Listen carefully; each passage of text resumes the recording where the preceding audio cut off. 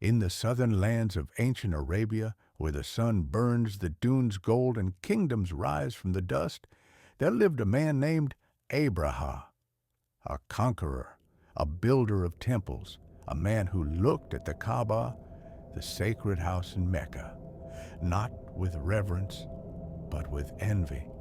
He believed his own temple in Sana'a should be the center of all worship, and so in his pride he made a vow. He would crush Mecca, tear down the Kaaba stone by stone, and force the world to kneel where he ruled. And to carry out this plan, he summoned something terrifying. The Kaaba will fall by my hand. They will bow to my temple or be forgotten in the sands.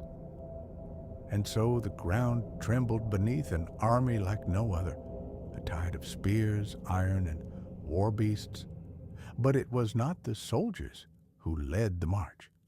At the front stood the elephant, an elephant larger than any seen before, adorned in golden armor, eyes deep with sorrow. He did not know what lay ahead, only that his master's heart beat with fury, and his own heart grew heavier with every step toward the Holy Land.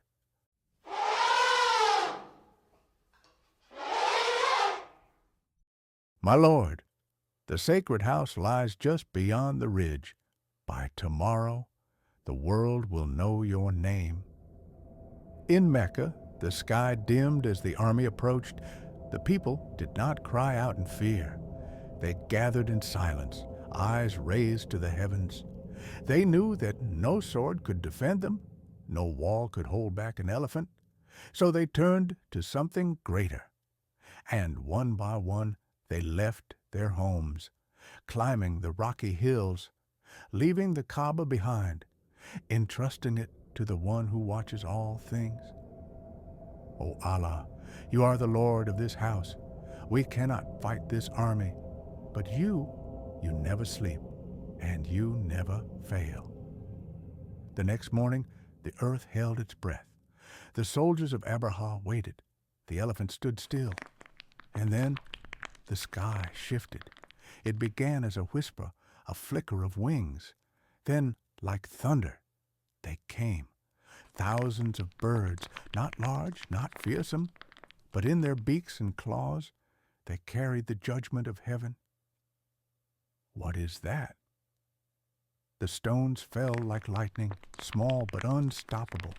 One by one, the mighty collapsed. The proud were silenced.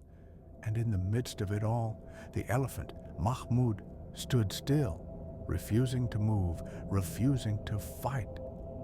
And so he was spared.